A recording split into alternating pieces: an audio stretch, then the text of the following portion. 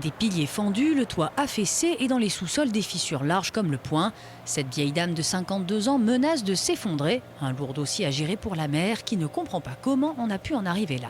Il y a eu une première expertise en 2006 qui concluait que le bâtiment était fragile, qu'il y avait certaines choses à faire mais qui étaient encore dans le domaine du possible et du programmable sur quelques années.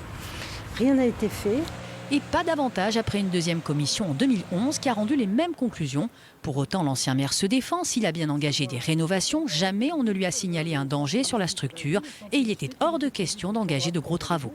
Je rappelle que la commune n'avait plus la compétence pour la construction du centre aquatique. C'est l'agglomération qui l'avait.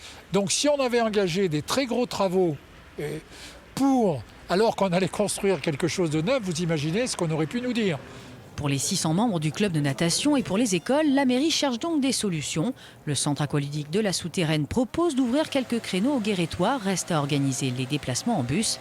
Mais Marie-Françoise Fournier a une autre piste. On est en train de regarder ce qu'on appelle les structures éphémères, qui sont des piscines qu'on nous livre clé en main et qui sont des piscines dont la durée de vie est d'à peu près 5-6 ans et qui permettent pour les villes qui font des travaux d'avoir une structure quand même qui permet de passer le cap.